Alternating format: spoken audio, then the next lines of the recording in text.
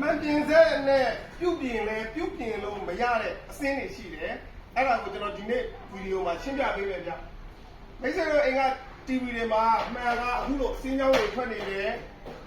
ဆိုလို့ရှိရင်ဘလို့အစင်းကြောင်းလဲဆိုတာကိုယ့်ဘာကိုလေ့လာကြည့်ကျွန်တော်တို့ဒီလိုရုပ်တွေလည်းထွက်နေမယ်ပေါ့နော်ဒီလိုရုပ်တွေလည်းထွက်နေမယ်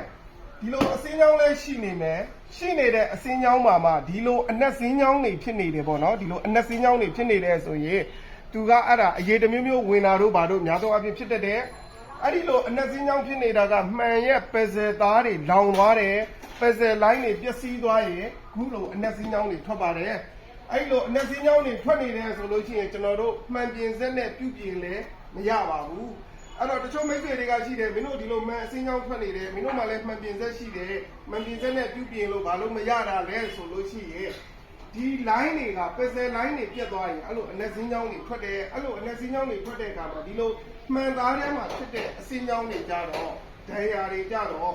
ကျွန်တော်တို့မှန်ပြင်ဆက်နဲ့ပြုပြင်လို့မရပါဘူးဒါမျိုးကြလို့ရှိရင်ကျွန်တော်တို့က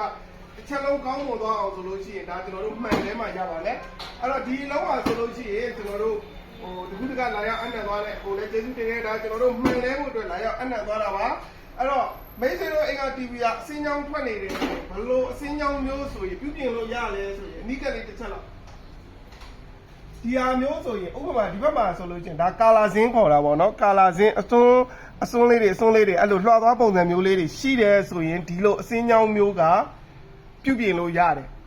ဒီဘက်မှာရှိတဲ့ဒီလိုအနက်စင်းကြောင်းဒီမှာပေတံနဲ့ဆွဲထားသလိုပဲညီညီပပဖြစ်နေတယ်အနက်စင်းကြောင်းဖြစ်နေတယ်ဆိုရင်တော့အဲ့လိုအစင်းကြောင်းမျိုးဆိုလို့ရှိရင်တော့ကျွန်တော်တို့မှန်ပြင်စက်နဲ့ပြုပြင်တော်ညာလုံးဝကောင်းမလာပါဘူးအဲ့တော့လုံးဝကောင်းကျင်တယ်ဆိုလို့ရှိရင်တော့ဒီလိုမှန်အချက်လိုက်တစ်ချက်လုံးကိုလဲလှယ်မှကောင်းပါမယ်အဲ့တော့မိတ်ဆွေတို့အိမ်က TV တွေမှာမှန်အစင်းကြောင်းတွေထွက်နေပြီဆိုလို့ရှိရင်ဥစွာကိုယ့်ဟာကိုလေ့လာကြည့်ပါအနက်စင်းကြောင်းကြီးလားကာလာစင်းကြောင်းလေးလားဆိုတော့ကာလာစင်းကြောင်းဆိုရင်တော့ရာခိုင်နှုန်းရတာများတယ်လို့ဒီလိုအနက်စင်းကြောင်းကြီးဖြစ်နေတယ်ဆိုရင်တော့မရတော့ပါဘူးဒါဆိုလို့ရှိရင်ဒီလုံးကကျွန်တော်တို့မှန်လဲမဲ့အလုံးကဒီလိုအနက်စင်းကြောင်းပါနေတဲ့အတွက်မှန်လဲမဲ့အလုံးလေးပါဗျအဲ့တော့မိတ်ဆွေတို့က TV တွေမှာမှန်အစင်းကြောင်းတွေထွက်နေတယ်ပြုပြင်ခြင်းနဲ့ဆက်နဲ့ပြုပြင်လို့ရမလားလဲမရမလားဆိုဓာတ်ပုံလေးတွေကိုသေချာရိုက်ကျွန်တော်တို့ဒီမှာဖုန်းနံပါတ်လေးတွေစာတန်းထိုးထားတယ်အဲ့ဒီကနေပြီးတော့မှ Viber နဲ့ဆက်သွယ်လို့ရတယ်လို့လူကိုယ်တိုင်ဖုန်းဆက်ပြီးတော့လဲစုံစမ်းလို့ရပါတယ်ဗျအားလုံးကျေးဇူးတင်ပါတယ်ကျွန်တော်ပုံမှန်မူတည်တာပါဗျ